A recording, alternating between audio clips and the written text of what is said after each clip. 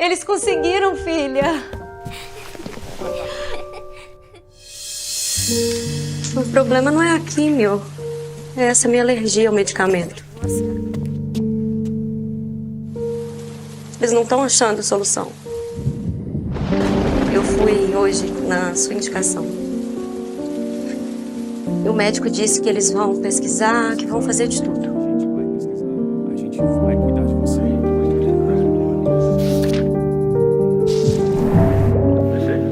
Agora é esperar e torcer, né? Ana, conseguimos. Encontramos uma alternativa. Eu não acredito. Mais importante do que ser o maior grupo de oncologia da América Latina é ser a melhor companhia na sua jornada. Oncoclínicas. Sua vida. Nossa vida.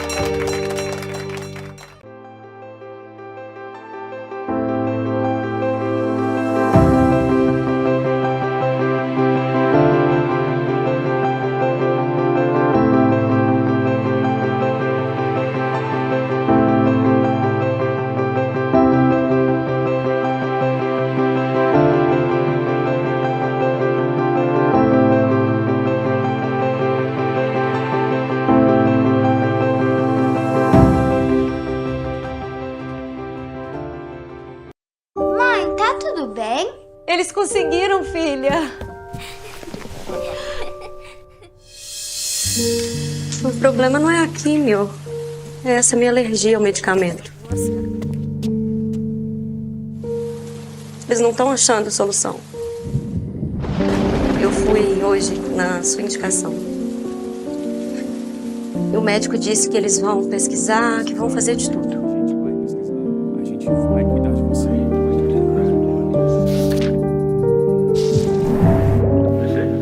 Agora é esperar e torcer, né? Ana, conseguimos. Encontramos uma alternativa. Eu não acredito. Mais importante do que ser o maior grupo de oncologia da América Latina é ser a melhor companhia na sua jornada. Oncoclínicas. Sua vida. Nossa vida. Boa tarde a todos. Nós vamos dar início ao quinto bloco do Breast Meet e vamos começar com o Tumor Board de escalonamento do carcinoma ductal in situ, que conta com a presença de grandes convidados. É uma honra participar pela sexta vez desse evento, que no meu coração é um evento que reúne grandes mentes da vanguarda da mastologia no mundo. E esse nosso bloco conta com apoio especial da BD e da Oncoclínicas. Eu sou Berta, sou mastologista, sou membro da Sociedade Brasileira de Mastologia e vou apresentar aqui todos os nossos debatedores dos casos que nós vamos discutir. Nós temos o professor Hitzman, que é radiologista de mama e intervencionista na Holanda. Ele lidera o grupo de pesquisa em imagem de mama e atua como pesquisador colaborador no Netherlands Cancer Institute, em Amsterdã, e é o chair do Scientific Committee da EUSOB, e integra seu board desde 2015. É especialista em ressonância de mamas e em estratégias de rastreio em mamas densas e autor de diversos trabalhos. Nós temos como debatedora a doutora Shelley Huang, cirurgiã oncológica de mama e Distinguished Professor of Surgery na Duke University, onde é Vice Chair of Research do Departamento de Cirurgia. Ela lidera o Breast Cancer Disease Group da Duke University Cancer Institute. Ela é referência mundial em câncer de mama inicial, carcinoma ductal in situ, sendo a investigadora principal do COMET, e é reconhecida como uma mulher líder em saúde por seu trabalho e produção científica, e principalmente por seu trabalho em descalonamento do câncer de mama e redução de disparidades. Nós temos como debatedor também o professor Alastair Thompson, cirurgião oncológico e professor e chief da Section of Breast Surgery no Baylor College of Medicine, onde também é co-diretor. Ele lidera o programa de câncer de mama no Daniel Duke Comprehensive Cancer Center, é membro honorário da Universidade de Dundee e atua com pesquisa clínica e translacional em câncer de mama, com ênfase em preservação de mama, cirurgia axilar e estudos de descalonamento e tratamento do câncer de mama, tendo publicado centenas de trabalhos científicos. Como debatedores queridos aqui do Brasil, nós temos a doutora Marina Debro, que é patologista titular e professora do programa de pós-graduação do AC Camargo Cancer Center. Ela é vice-presidente para assuntos acadêmicos da Sociedade Brasileira de Patologia e secretária da International Society of Breast Pathology. Ela é mestre e doutora em patologia pela UFMG e tem fellowship em patologia mamária pela Universidade de Toronto e Memorial Sloan Kettering Cancer Center. A gente tem também a doutora Flávia Rocha Paz, que é oncologista do grupo Oncoclínicas e especialista em tratamento do câncer de mama. O doutor Alexandre Chiari, que é titular especialista em cancerologia pela Sociedade Brasileira de Oncologia Clínica. Ele é membro efetivo da Sociedade Brasileira de Oncologia Clínica e foi nosso presidente da Regional Minas Gerais, da Sociedade Brasileira também de Oncologia Clínica. E a doutora Hebe Marina Santos Mendes, médica radio-oncologista da Oncoclínicas Radiocare, Radiar e Hospital Luxemburgo. Muito obrigada a todos vocês por estarem aqui conosco hoje, pelo seu tempo, pelo seu carinho. E a gente vai começar a nossa discussão de casos. Eu não tenho conflito de interesses para essa nossa apresentação. E a gente vai discutir 3 casos aqui que fazem parte da nossa série, do nosso trabalho. Nós publicamos o nosso protocolo de pesquisa, que está aberto desde o fim de 2023, que se chama Vacuum Assisted Excision, One Step Approach to the Diagnosis and Percutaneous Treatment of Small Early Breast Cancer, que nós chamamos carinhosamente de ViBreast-1. Então, os 3 casos fazem parte dos casos do nosso estudo. O desenho do nosso estudo, que foi pensado pelo Dr. Henrique, ele segue esse flowchart. Pacientes com lesões menores, mamográficas ou ultrassonográficas, menores ou iguais a 1,5 centímetros, categorias 4 ou 5 de BIRADS, são potencialmente incluídas no nosso protocolo. Nós adquirimos a imagem mamográfica e ultrassonográfica antes do procedimento. A gente realiza a excisão assistida a vácuo dessas lesões de até 1,5 centímetros.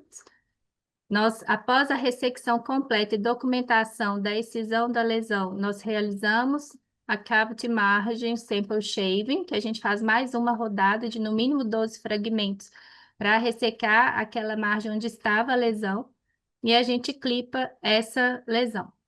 Lesões benignas e B3 a gente acompanha, e a paciente que tem diagnóstico de carcinoma in situ ou carcinoma invasivo, ela vai ser submetida a tratamento convencional padrão. E, posteriormente, nós avaliamos o resultado da patologia, da avaliação de margens com a patologia final, e estamos com mais de 220 casos catalogados. Então, aqui apenas para ilustrar como nós fazemos, para quem não tem tanto hábito com procedimentos a vácuo, aqui a imagem por ultrassom, na estéreo a mesma coisa, a gente identifica a lesão, insere a sonda no centro da lesão, documenta em tempo real a excisão completa da lesão. Na estéreo a gente vai fazer o menos e o mais, avaliar se todas as micros foram ressecadas. A gente retira esses fragmentos, troca a cestinha, faz a ampliação de margens, o shaving de cavidades, entrega para o patologista em frasco separado, clipa a ressecção e documenta, a área de ressecção e documenta o posicionamento do clipe na cavidade. Até o momento, então, nós temos 225 casos catalogados.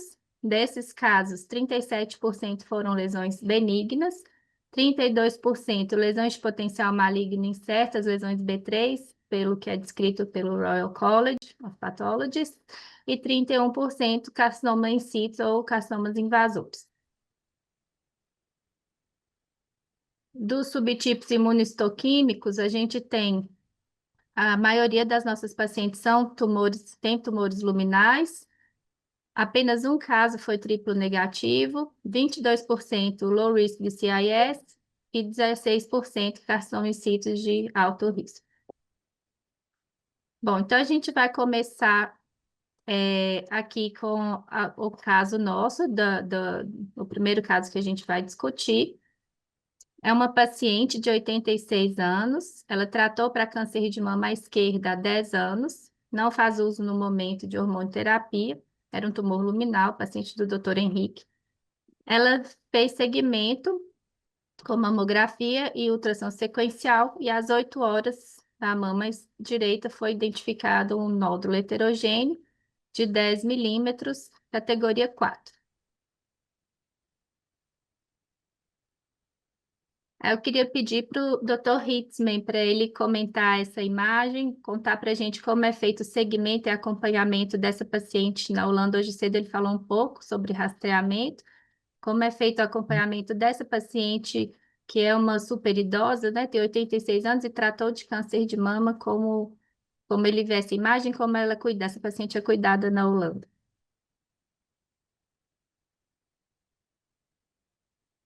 What we see is obviously only one time point of the follow-up.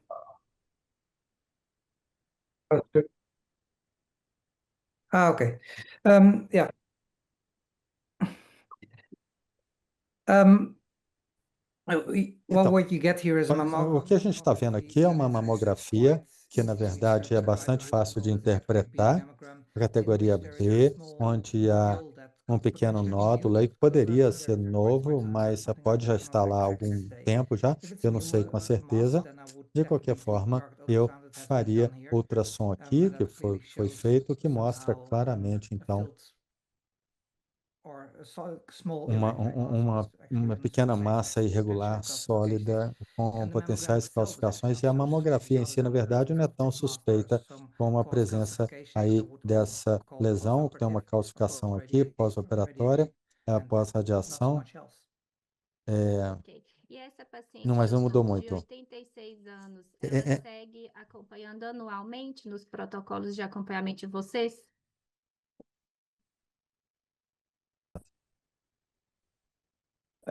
If this is a post-operative setting, then she would Se actually for uma get questão annual pós-operatória, ela vai receber a mamografia anual, né? Basicamente, a partir do ano de pós-tratamento até 5 anos depois. Ela vai ser encaminhada depois para o Programa Nacional de Triagem. Isso, na verdade, mudou a prática em alguns locais. O acompanhamento nessa situação seria de 3 anos só agora. Mudou um pouco o programa de triagem, sabe?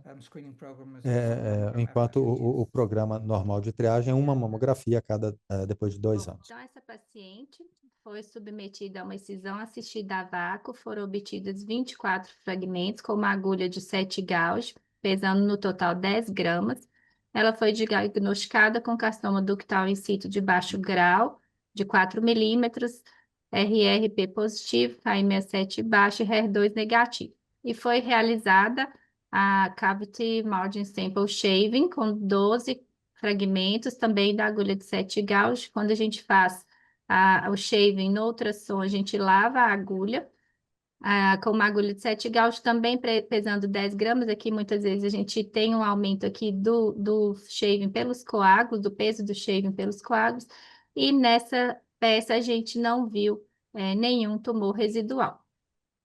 Não foi visto pelo patologista.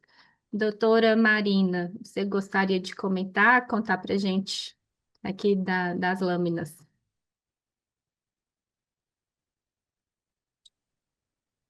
Um carcinoma ductal in situ de baixo grau, um padrão cribriforme predominantemente. Chama atenção, né, que a paciente tinha um nódulo no exame de imagem e na microscopia também dá a impressão que tem um certo arranjo nodular, o que é raro para carcinoma ductal in situ de baixo grau. A gente, em geral, né, a principal manifestação vão ser microcalcificações no exame de imagem e não forma nódulo nem lesão de massa. Então, na verdade, eu gostaria de ver mais imagens em menor aumento, no aumento de lupa, que é o aumento de 2 vezes, que a gente tem uma visão geral da lesão, porque eu tenho a impressão que poderia ser um papiloma extensamente envolvido por CDIS, dá essa impressão.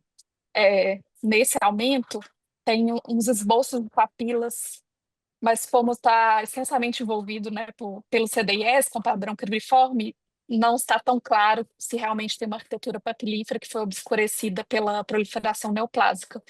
Então, para fazer essa correlação imagem-patologia, eu gostaria de ver mais imagens no aumento de lupa, que eu tenho a sensação que pode ser uma neoplasia benigna nodular, extensamente envolvida pelo carcinoma in situ, que justificaria, né, esse arranjo nodular de CDIS que seria muito raro. E a gente, né, o CDIS, a gente não tem indicação de fazer KI67, e no CDIS de baixo grau também não tem indicação de testar HER2. O HER2, pelo Colégio Americano de Patologistas e guidelines do Comitê ASPOCAP, para CDIS, a única indicação de testagem é receptor de estrógeno, que vai, né, orientar o tratamento com bloqueador hormonal. O progesterona acaba que a gente faz na prática, porque a gente faz o RA e aí acaba fazendo o RP também, mas não é obrigatório. E o HER2 não é indicado. Aqui na Camargo a gente testa o HER2 nos casos de CDIS de alto grau, que aí tem uma discussão sobre o valor prognóstico do HER2 no CDIS de alto grau, principalmente presente nas margens cirúrgicas ou quando tem margem exígua, que teria uma associação com maior taxas de recidiva. Então, aqui no Camargo a gente testa de rotina o HER2 no CDIS de alto grau. E temos também aqui o P63, que é um marcador mioepitelial, né, um marcador nuclear, que a gente vê que está marcando a periferia da lesão, né, delineando a camada de células mioepiteliais ao redor da proliferação neoplásica, e negativo, né, na lesão em si, que realmente a gente tem essa perda de mioepitélio no centro da lesão. Então, acho que seriam esses os meus comentários. Eu não tenho mais ampliação, lâminas ampliadas para te dar, são essas, mas muito obrigada. Imagina. Bom, então essa é a avaliação da paciente 12 dias após o procedimento. Ela fez um hematoma grau 1, mais para frente a gente vai discutir essa escala de hematomas que nós idealizamos para descrever o pós-procedimento das nossas pacientes. E aqui a documentação da peça cirúrgica, com o fio marcando o sítio marcado pelo clipe metálico e a peça da cavidade onde estava o nódulo da paciente. Bom, esse é o resultado 9 dias após a setorectomia e na análise da peça cirúrgica do leito da ressecção clipado, a gente não identifica tumor residual. Para todas as nossas pacientes, nós aplicamos o BreastQ. Nós avaliamos qual a percepção, são 11 perguntas que a paciente pontua de 11 a 4, sendo a nota máxima, então, 44, que ela vai avaliar a percepção de como estão as mamas dela após procedimento e após cirurgia para os pacientes que são operados com diagnóstico de câncer invasivo ou in situ. Então, isso também vai ser parâmetro para a gente entender como é a percepção da paciente para as ressecções amplas associadas à ampliação de cavidade. Então, como resumo, a gente tem uma paciente de 86 anos que tratou para câncer de mama há 10 anos, não está em uso de hormonoterapia, fez uma ressecção ampla com uma peça de 10 gramas. Aqui, no estudo, a gente sempre documenta a ressecção completa da lesão, mas a gente pode considerar também uma excisão assistida a vácuo quando a gente tem mais de 4 gramas de tecido entregue para o patologista. Um carcinoma in situ de baixo grau, de 4 milímetros, com a shaving de cavidades negativo e a ausência de tumor residual na peça. Então, eu queria saber do Dr. Chiari, da doutora Hebe, do Dr. Alastair, como a gente faria a partir daqui. A gente vai oferecer hormonoterapia, radioterapia, como que vai ser o segmento dessa paciente? É uma pergunta filosófica, porque até hoje nós continuamos tratando o câncer de mama in situ como um câncer invasivo. Ela recebeu exatamente o mesmo tratamento cirúrgico que ela receberia se ela tivesse um tumor invasivo. Queria a opinião de vocês. Boa tarde. Boa tarde. Para mim é um prazer, uma honra estar presente, né, nessa mesa cheia de pessoas extremamente reconhecidas mundialmente no tratamento do câncer. Não faria de forma nenhuma hormonoterapia, tá, para essa paciente com quimioprofilaxia, uma paciente de 86 anos, com tumor pequeno, até a própria cirurgia, né? A gente tem um questionamento aí de operar ou não a paciente, né, nesse cenário de carcinoma ductal in situ. Então, todos os passos devem ser ponderados, discutidos com o paciente, o risco e o benefício do procedimento. A hormonoterapia, mesmo no paciente mais jovem, de baixo risco, tá? O benefício ele é pequeno, ele é questionável, ele tem um benefício absoluto pequeno, tem um número NNT muito grande, né? Um número de pacientes muito grande para beneficiar um paciente apenas. Então, nessa paciente, eu não tenho dúvida alguma que eu não faria hormonoterapia, esse paciente ficaria no segmento.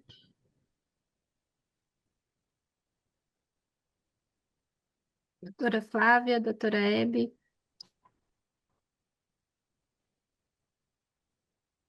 Boa tarde a todos. Primeiro, agradecer o convite, né? É um prazer estar aqui. Obrigada, Berta, Henrique. Falando um pouquinho da radioterapia no câncer ductal in situ, né? A gente consegue, com radioterapia, diminuir a chance de recorrência nesses pacientes, né? Tanto da doença in situ quanto da doença invasiva. A gente consegue reduzir a recorrência desses pacientes mais ou menos 50% em risco relativo, mas isso em absoluto chega em torno de 15%, mas em 10 anos. Só que esse benefício ele é maior para algumas pacientes, né? Seriam os pacientes mais jovens, com margem positiva, um tumor de alto grau, que não é o caso dessa paciente. Então, nesse caso, eu acho que a gente tem que individualizar mesmo, avaliar a expectativa de vida dessa paciente, a toxicidade dos tratamentos que serão oferecidos para ela, e aí, nesse caso, eu acho que a gente poderia considerar, sim, omitir a radioterapia. Existem, inclusive, alguns nomogramas que a gente consegue predizer a chance de recorrência desse carcinoma ductal in situ. Eu gosto muito de um do memório, então é possível estimar e trazer essa discussão e colocar isso para a paciente, né? Então, a chance de recorrência dessa paciente considerada de baixo risco é muito pequena. Então, eu acho que dá para a gente fazer esse segmento, sim. Queria saber do doutor Alastair e da doutora Shelley Huang, das pacientes do COMET. Quem é essa paciente? Essa paciente não entraria, né? Porque ela foi tratada para câncer de mama, mas essa paciente, como que ela seria entendida por vocês, imaginando o cenário que ela não foi tratada no passado para câncer de mama? A cirurgia foi um super tratamento?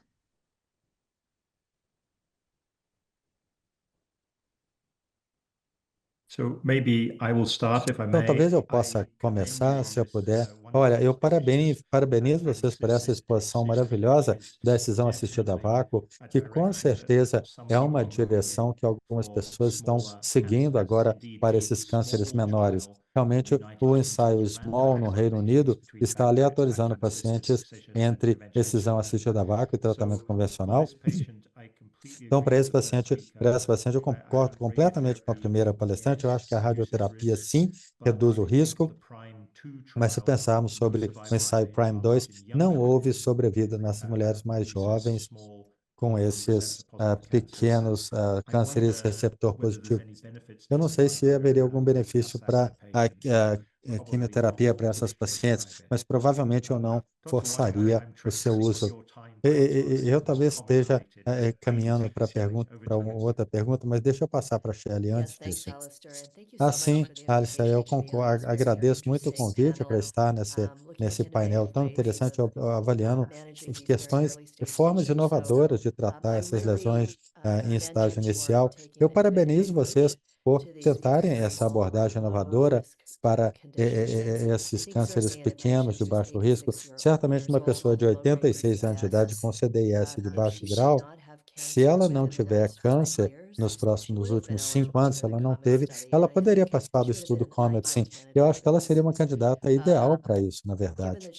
Agora, dado que ela não estava no estudo COMET e sofreu biópsia assistida a vácuo, ao invés de seguir para monitoramento, eu acho que está pronto. Eu acho que eu não faria nenhum tratamento hormonal, nem radioterapia para ela agora. Eu acho que a capacidade dela se beneficiar de qualquer um desses tratamentos, a idade de 86 é muito pequena, e eu acho que em termos de rastreamento, mamografia a cada ano, fizemos um estudo recente onde avaliamos diferentes formas de tratar câncer de mama em estágio inicial, não CDS, mas câncer invasivo, e para pacientes acima de 70 anos de idade, a probabilidade de morrer de uma causa não associada a câncer de mama completamente abole o risco de morrer de câncer de mama. Eu acho que a gente tem que tratar a paciente como um todo, não apenas o que a gente vê na mama. E eu acho que com uma paciente de 86 anos de idade, se está indo bem, a meta, eu acho que seria não reduzir a qualidade de vida. Sim, obrigada, doutora. Queria saber de vocês do trial, se vocês conseguem controlar, são 100 centros, né? Se vocês conseguem controlar as pacientes que tiveram a lesão completamente ressecada daquelas que ficou lesão residual. E se vocês vão trazer isso para a gente.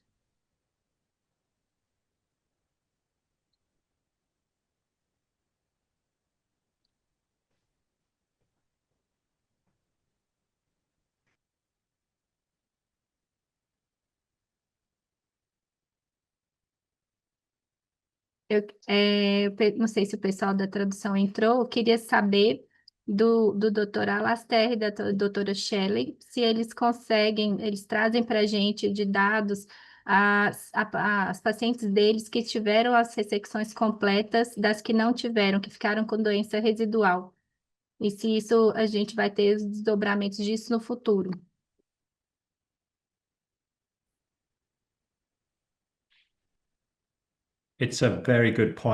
É um ponto bem levantado e todos estamos numa viagem junto, ajudados pelos nossos pacientes para tentar reduzir aquilo que nós fazemos aos pacientes, mas também, ao mesmo tempo, dar a eles o tratamento adequado. Então, em caso a caso, eu conversaria com os pacientes se há algum envolvimento de margens, quais margens estão envolvidas, o risco de não fazer nada, o benefício de fazer alguma coisa adicional ou a desvantagem de fazer tratamento adicional. Dr. Wang? Não tenho nada realmente a acrescentar. Eu acho que isso é mesmo. É tomada de decisões compartilhadas entre paciente e médico. E acho que a questão do paciente em geral é muito importante a ponto de vista do paciente. Bom, nosso próximo caso é uma paciente de 61 anos, mora a 110 quilômetros de Belo Horizonte, não tem nenhuma história pessoal de câncer de mama. Uma irmã teve câncer de mama aos 37 anos, um irmão câncer de pâncreas, o pai câncer de rim, e ela não sabe se a irmã dela fez algum aconselhamento genético. Não tem histórico prévio de lesões de alto risco, e realizou uma mamografia de rastreamento, categoria 2, calcificações isoladas bilaterais e mamas predominantemente densas. A ultrassom foi identificado um nódulo de 10 milímetros associado a uma calcificação isolada às 9 horas da mama esquerda, categoria 4. Bom, essa era a lesão. Queria saber de vocês qual a abordagem inicial para esse tipo de lesão na instituição de vocês. Se ela faz uma biópsia de fragmento ou se, idealmente, todas as pacientes são submetidas a biópsia ou excisão assistida a vácuo.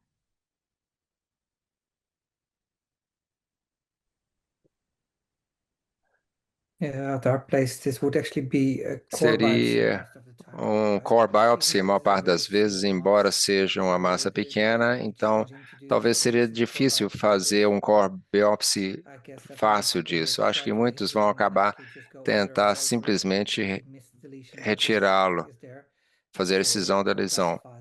Mas precisamos ter, de alguma forma, uma histologia clara disso aqui. Para facilitar, talvez você vai trazer a agulha a vácuo e com isso eu retiraria pelo tamanho. Faria tudo de uma vez. Diferente do outro, porque o tamanho é diferente. No outro, o core biopsy é muito mais fácil. Esse aqui é tão pequeno que seria difícil fazer o core. Seria mais prático simplesmente removê-lo ao invés de optar pelo core. Mas o tamanho onde você passa para core para vacuum não é tão preciso assim. Então, depende um pouco da experiência das pessoas, né? Baseado em parte na sua experiência com o core e também na experiência com o vácuo. Em uns países isso não está disponível. Obrigada, doutor. Bom, então a paciente foi submetida a uma excisão assistida a vácuo, 24 fragmentos, com uma agulha de 10 gauge, foram 8 gramas a peça, que mostrou um carcinoma ductal in situ de baixo grau de 4 milímetros. E na ampliação de margens, a gente ressecou 12 fragmentos com uma agulha de 10 gauge, 7 gramas, e um carcinoma ductal in situ de baixo grau de 1 milímetro. Observando que o tempo para a realização desse exame sempre muito rápido, um exame de outpatient, né? Paciente em clínica com suporte de atenção secundária. Doutora Marina, conta pra gente das lâminas. Somente agradecido, né? Então, prazer estar aqui também com vocês. Uma honra. Obrigada, Henrique, Berta. Então, novamente, a gente observa um carcinoma ductal in situ de baixo grau, os padrões arquiteturais, cribriforme, mas também micropapilar nessas imagens. Então, a arquitetura é um pouquinho diferente do caso anterior. E importante a gente sempre lembrar das guidelines de como reportar carcinoma ductal in situ nesses tipos de procedimento, né? Biópsias por agulha, seja core biopsy, seja vacuum assisted. Então, sempre a gente precisa informar, de acordo com as guidelines, grau nuclear, os padrões arquiteturais observados, presença de microcalcificações associadas, para fazer a correlação com o exame de imagem, e presença e padrão da necrose, né? Então, necrose punctata ou tipo comedonecrose, né? Ou não detectada. E aí também a medida do maior foco microscópico da neoplasia e quantos blocos de parafina comprometidos pela lesão e o total de blocos examinados, porque aí, além da medida do maior foco, a gente consegue fazer uma correlação com o volume de tecido que representa, né, nos quais a neoplasia está representada, novamente também fazendo essa correlação com o exame de imagem e tendo uma ideia da representatividade da neoplasia naquele material.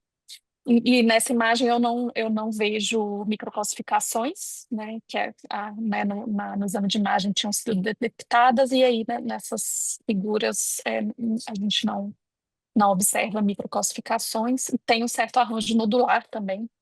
Então, acho que também compatível com o exame de imagem, apesar de não ter as microcalcificações. E acho muito interessante, né, a técnica aí que vocês estão utilizando do shading, né, da cavidade, que é aí uma forma interessante, né, da gente garantir a ausência ou presença de lesão residual e então poder definir a conduta, né? Então, estou ansiosa aí pelos resultados finais desse trabalho. Ela tinha calcificações esparsas benignas na mamografia, era mesmo uma lesão nodular, foi realizada ultrassonografia por mama densa. Então, não era mesmo microcalcifikação, não era mesmo achado de Sim, estava anexo, não estava no tumor. Exato. Bom, então, novamente, foi clipada a área de ressecção, a setorectomia realizada, essa peça cirúrgica, e a gente não teve tumor residual na peça cirúrgica. E essa foi o que motivou o doutor Henrique a desenhar esse estudo, né? Ele começou a observar a dor do dia a dia do cirurgião que atende a sua paciente, se questiona diariamente, né? O que está acontecendo, que todo dia eu estou operando alguém e está vindo a ausência de tumor residual. Então, daí das nossas dores que surgem as nossas perguntas, né? E ele desenhou esse ensaio muito bonito que eu sou feliz em participar. E aí, novamente, a gente teve uma paciente aqui com hematoma já mais volumoso, pela percepção dela das suas mamas, 13 dias após a excisão assistida a vácuo, foi de 33 em 44. 20 dias após a cirurgia, ela está insatisfeita, de forma não tão satisfeita com suas mamas, mas já em programação de radioterapia, a gente vê que há uma resolução do quadro e a paciente está agora em seguimento. Então, em relação aos hematomas, que é sempre uma questão que a gente é questionado quando a gente apresenta o nosso estudo, mas vocês estão ressecando muito tecido, mas são muitos fragmentos, como que essa paciente vai lidar com isso no pós? Vocês vão precisar operar, então, assim, hematoma, complicação operatória, nunca fez com que ninguém deixasse de ser cirurgião, né? E a gente sempre lidou com essa complicação no pós-operatório de forma usual.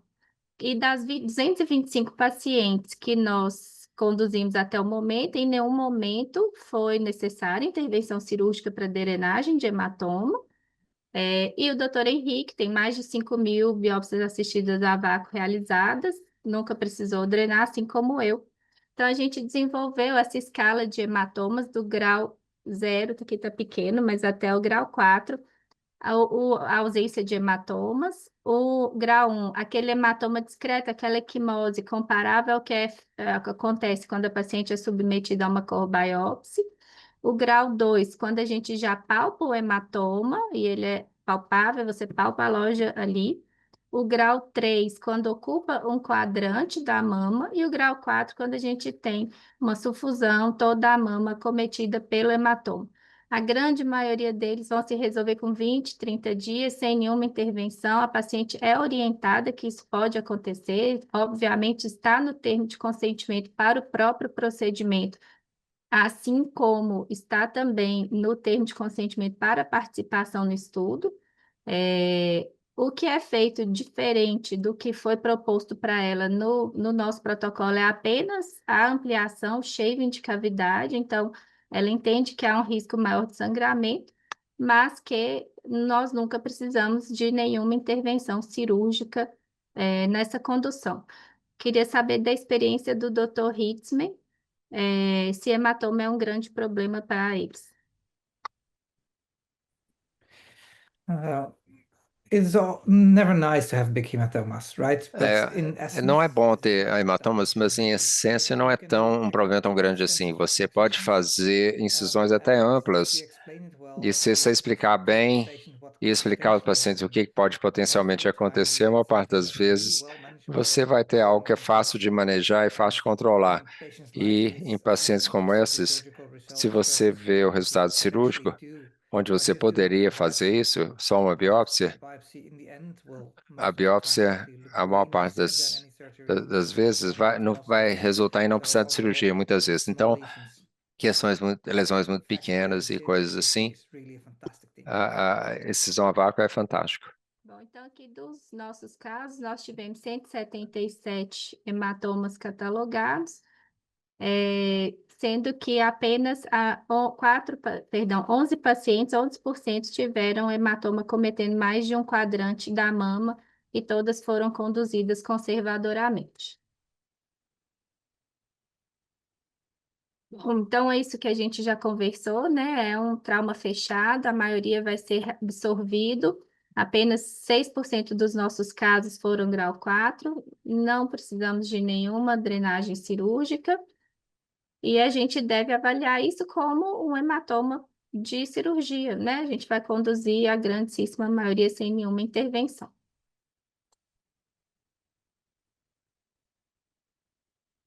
Mais um exemplo, né, de hematomas também cirúrgicos que se resolvem com tranquilidade. Bom, então, como resumo, queria que fosse comentado para essa paciente, né, novamente. Ela teve um shaving positivo, a gente tinha 1 milímetro de doença residual no carcinoma in situ e, novamente, a ausência de doença residual na setorectomia. O que a gente vai oferecer para essa paciente? Ela tem 61 anos, tem uma história familiar importante para neoplasias. Queria saber de vocês como que a gente segue. Boa tarde, vocês estão me ouvindo? Sim, Flávia. Queria agradecer o convite, é um prazer estar aqui, uma honra discutir esse estudo que vocês estão desenvolvendo. Excelentes casos, muito obrigada. Nesse caso dessa paciente um pouco mais jovem do que a anterior, 61 anos,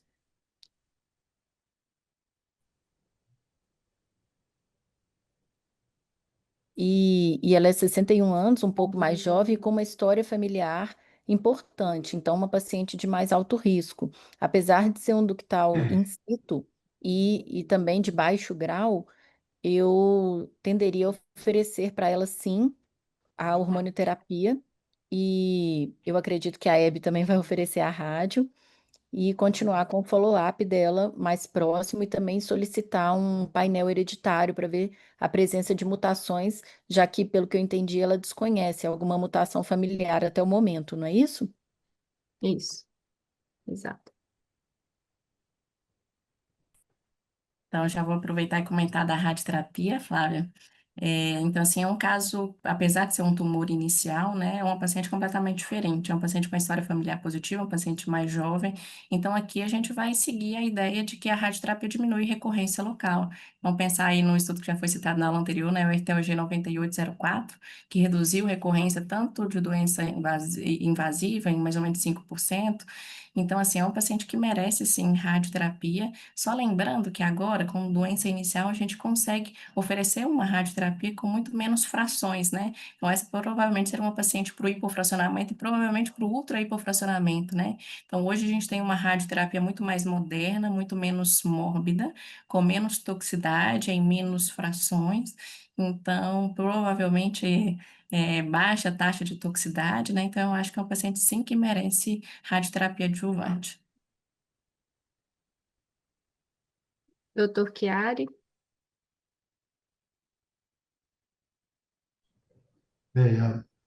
Concordo com a Flávia. Essa paciente realmente eu consideraria, tá? Obviamente, discutindo com a paciente todos os riscos, né? Potenciais riscos, os impactos na qualidade de vida da utilização do tamoxifeno ou do anastrozol, né? Eu tenderia a utilizar, tem que ver o perfil de riscos que ela tem associados ao uso desses medicamentos, mas a estratégia de hormonioterapia no cenário de um carcinoma ductal in situ de baixo risco tem que ser colocado de forma muito clara para o paciente qual é o benefício absoluto que ela vai ter, que é um benefício real, mas modesto, tá? E todos os potenciais eventos adversos. A decisão geralmente é compartilhada, é discutido e decidido concomitantemente com o paciente, porém eu tenderia também a utilizar hormonioterapia aí nesse caso. Obrigada. Eu queria perguntar para o doutor Thompson e para a doutora Shelley, para o doutor Mann, uma pergunta filosófica, assim. O câncer de mama sendo um dos mais estudados no mundo, por que que a gente não consegue evoluir mais rápido no descalonamento do tratamento, como, por exemplo, existe hoje na próstata? O que está impedindo a gente de oferecer menos e oferecer o que é necessário só para quem realmente precisa?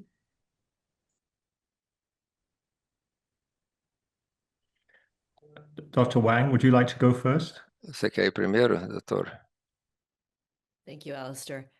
Muito obrigado, Alison. Bom, eu gostei muito dessa conversa porque eu acho que, de um lado, estamos falando sobre monitoramento ativo para essas pacientes e, de outro lado, falando sobre fazer a excisão assistida a vácuo, seguido de uma excisão cirúrgica, e radiação e tudo mais.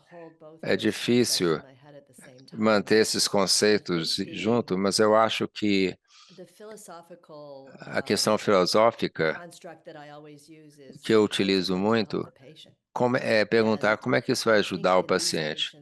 E nesses pacientes com um CDIS pequeno, que foi excisado por completo, e depois passa por uma cirurgia em cima disso, em termos da sobrevida específica relacionada à mama, ou sobrevida geral, eu não sei se ela vai beneficiar tanto assim de qualquer desses tratamentos adjuvantes. E eu acho que só levanta a ideia de que realmente tivemos muitos desafios para descalonar o tratamento do câncer mamário, porque, em geral, os tratamentos que oferecemos aos pacientes não são considerados tão graves, digamos assim. Não é tão complicado fazer esses tratamentos da mama ou mesmo a radiação, ao passo que os efeitos colaterais do tratamento do câncer prostático são muito mais sérios. Então, realmente, temos tido uma certa dificuldade de mudar de lado, de parte é social, parte é filosófico, e parte pode ser que, às vezes, não consideramos os efeitos colaterais que as mulheres têm de tratamento comparados ao que se faz com homens. O que mais que vocês acrescentariam? São comentários muito bons, essa diferença na extensão da ressecção da próstata em termos de incontinência e impotência, comparado ao que poderia ser uma cirurgia pequena na mama, mesmo com um hematoma, que também, né, tem esse seu problema. Filosoficamente, o que é bom hoje em dia, o que é bom com relação à mama, e numa reunião como essa, é que nós internacionalmente estamos procurando fazer menos, mas tanto quanto é necessário. O desafio para todos nós, para esse tipo de paciente, 61 anos de idade, é que não temos um teste, um exame bom biomarcador, um bom ensaio para um CDIS pequeno para dizer para nós qual seria o benefício real da radiação ou do tamoxifeno ou de uma inteligência artificial, ou se seria melhor só deixar como está. O desafio está para todos nós e para o futuro, que é melhorar em termos de selecionar os tratamentos que nós temos. Muito obrigado. Obrigada, professor. Pegando um gancho na aula de hoje cedo, né, do professor Hitzman, onde ele fala que muito é gasto para paciente com diagnóstico, com a paciente metastática, e os recursos são menores para diagnosticar aquelas pessoas, aquelas vidas que poderiam ser salvas com rastreamento associado de ressonância, por exemplo, para as pacientes com mamas extremamente densas. Então, acho que a gente ainda, e associando com a fala da doutora Huang, a gente ainda está muito focado na doença, né? E não no ser humano, e não na pessoa que está ali. Então, se o meu foco é a doença, eu só vou raciocinar sobre a doença, né? Obrigada, muito bom vocês todos aqui conosco.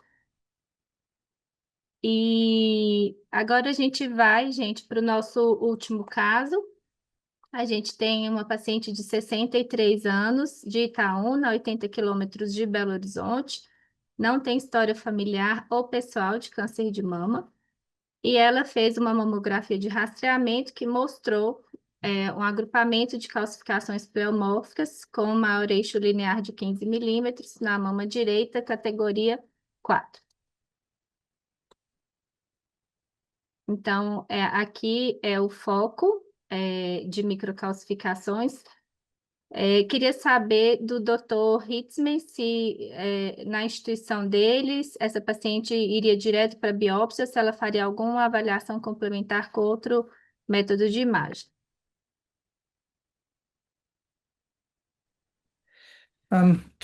This is a difficult question. I mean, this would be for a screening patient with an heterogeneously dense Seria breast difícil, category talvez para uma mama dessas, obviamente há microcalcificações. Se é um caso de triagem, então seria encaminhar para o hospital e tentar encontrar ali o seguinte: a maior parte das vezes utilizamos o ultrassom primeiro, se vamos fazer uma biópsia estereotática ali nas calcificações. Às vezes são difíceis de achar, se a gente vê no ultrassom facilita, mas sendo estéreo, eu de fato preferiria ter o exame com contraste antes da biópsia. Muitas vezes não fazemos isso, a gente acaba fazendo a biópsia primeiro e depois fazemos a ressonância magnética ou então o contraste, mas seria melhor ter antes, porque aí você não há o tecido inflamatório ali do procedimento. Fora isso, é direto, eu não retiraria ainda no estéreo. Pode ser que a gente tentaria no ultrassom, se for uma coisa diferente. Você não tentaria, doutor, retirar completamente as calcificações?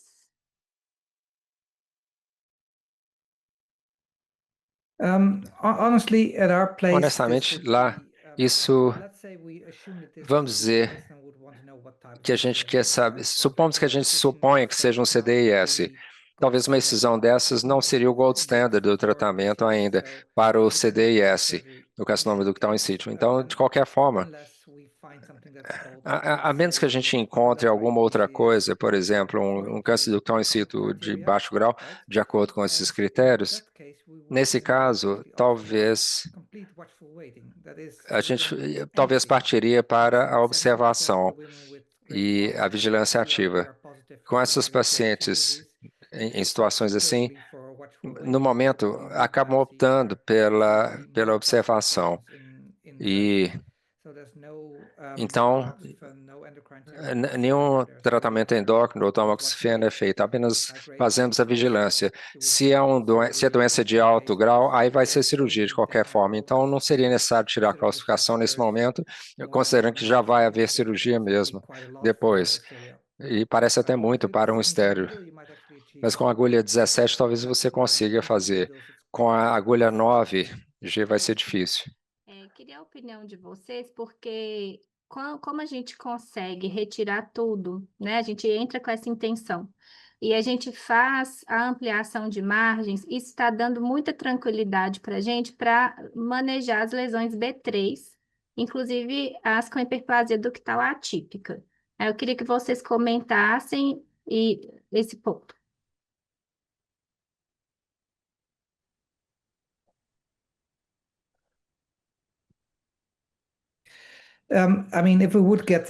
Se a gente fosse ter lesão B3, a partir disso, eu iria querer uma amostra melhor, eu ia querer alguma coisa que eu pudesse confiar na patologia, e se eu tenho só uma quantidade limitada de tecido, de amostras, talvez eu tenha que voltar e fazer uma biópsia assistida a vácuo, retirar mais tecido para ter certeza que, de fato, vamos ter uma amostra representativa para um diagnóstico que seja confiável. Se isso voltar como, por exemplo, uma hiperplasia ou alguma outra coisa que não seja câncer, aí 20 amostras resolveriam, mas eu não começaria com isso, porque as lesões B3 ainda são relativamente raras.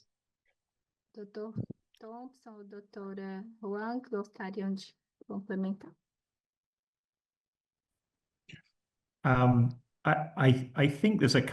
Eu acho que há algumas questões, perguntas que vêm da plateia, talvez a gente possa resolver isso por um momento. Eu não vi, desculpa. Depois a gente volta para esse caso.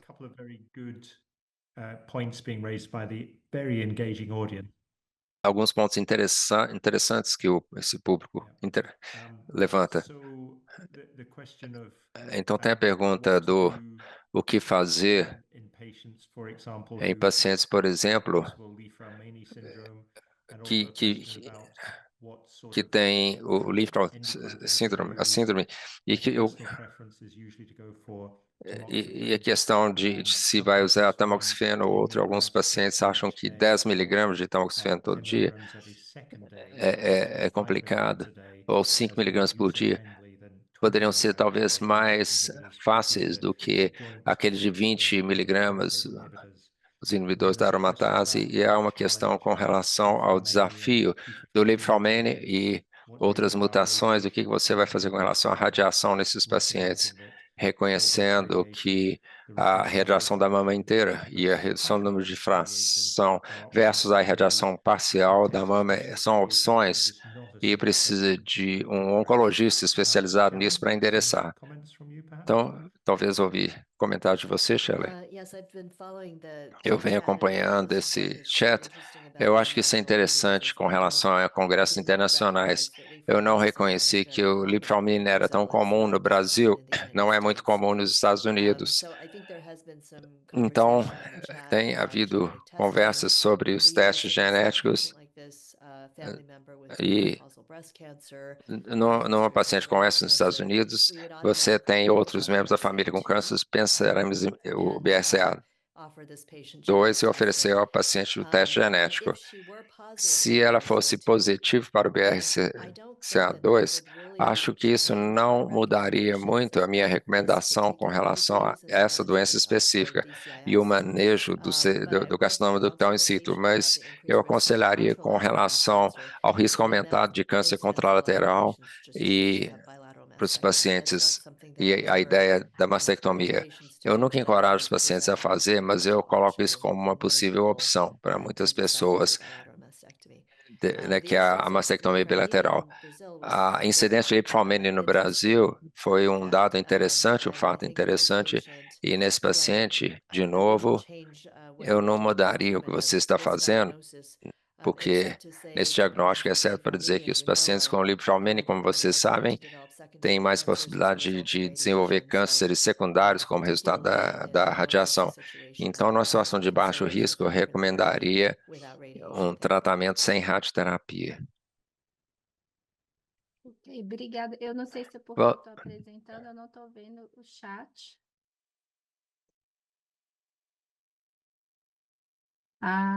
Tem alguma outra pergunta, professor Thompson, que você gostaria de comentar? Do chat? From the chat, forgive me, it's always very frustrating. É um pouquinho frustrante para você quando você não consegue ver o chat, mas 2 perguntas que surgiram. Primeiro, que tipo de tratamento endócrino se usa? Acho que já falamos disso. E segundo, questão da história familiar. Como a Shelley falou, nós, tanto quanto possível, ofereceríamos o teste genético para esses pacientes, se há uma história familiar. E depois reconhecendo ainda que o Brasil é incomum com relação a outros países em que vocês conseguem rastrear os genes a um ou 2 indivíduos que chegaram ao país 2 séculos atrás, e são poucos. Há poucas mutações assim no Brasil, mas tem muitos pacientes com mutações em consequência da maneira como as famílias foram geradas ao longo de muitos anos, se é uma forma diplomática de falar isso. Nicely stated, Alistair. Muito bem colocado, Alistair. Bom, muito obrigado por nos permitir responder essas perguntas. Eu não estava vendo o chat, professor. Bom, então, o próximo slide foi realizada uma excisão assistida a vácuo com 24 fragmentos, uma agulha de 7 gauge, pesando 10 gramas, e foi visto um DCIS de alto grau de 5 milímetros, agora positivo para o HER2, e com calcificações aqui na documentação dos fragmentos. Um procedimento que durou 22 minutos, e aí, na ampliação, a gente já não mais documenta calcificações, mas foi identificado um carcinoma in situ de alto grau com 3 milímetros de doença residual. Doutora Marina, nossa expert. Bom, então, a gente já observa pela imunistoquímica, né, que o perfil do CDIS de alto grau é diferente, né? Então aí a gente vai ter muito maior frequência de positividade para o HER2, né? Acima de cerca de 70% dos casos vão ser HER2 positivos. A maioria continua sendo positivo para o RE também, mas aí a frequência, né, de positividade para os receptores hormonais vai ser mais baixa quando comparado com o CDIS de baixo grau. E comentar, né, que o grau nuclear é um fator prognóstico relevante, tanto para recidiva como para taxa de upgrade na peça cirúrgica, né, para os casos de alto grau diagnosticados em biópsia. Mas lembrando que a maioria dos dados que a gente tem de segmento de longo prazo foram mais em core biopsy, e aí os dados mais recentes a gente já tem com mamotomia, né, com vacuum assisted biopsy, e a gente observa essa correlação de quanto maior o gauge da agulha e o volume de tecido retirado, menor a taxa de upgrade para carcinoma invasivo na peça cirúrgica. E um ponto também a favor desse tipo de procedimento para o CDIS de alto grau é que ele é muito mais frequentemente segmentar quando comparado com o CDIS de baixo grau. O CDIS de baixo grau é mais multifocal e tem uma menor correlação com o exame de imagem, né? Às vezes ele não vai ser detectado, né? Ele tem uma lesão principal, a lesão alvo, que está no exame de imagem e é representada na biópsia, mas na peça cirúrgica não é raro a gente ver a multifocalidade em lesões que não tinham sido detectadas no exame de imagem. Já o CDIS de alto grau, não, ele tem uma correlação maior com a imagem por causa da necrose e das microcalcificações, e é uma lesão segmentar. Então, aí, através desse procedimento que vocês fazem com a análise, com a retirada também do leito cirúrgico, do leito da biópsia, vocês, né, têm uma maior chance de garantir que a lesão foi completamente removida. Eu queria a sua opinião, Marina, e também a do Dr. Hitzman, porque uma crítica que a gente sempre ouve é que ao fazer a excisão completa das lesões, ou do foco de calcificações, ou das lesões nodulares, nós estamos dificultando a avaliação, estadiamento, pré-tratamento da paciente. Bom, lembrando que as agulhas que a gente usa de 7 ou 10 gauge, que foram as que a gente padronizou para o estudo, elas têm a abertura de gaveta de 19 milímetros e o tamanho máximo dos tumores que a gente inclui são 15 milímetros. E eu queria a opinião de vocês, enquanto você analisando na microscopia e o Dr. Hitzman, para comentar nesse ponto, a gente fazendo decisão completa das lesões, a gente está realmente dificultando o conhecimento e entendimento dessa paciente?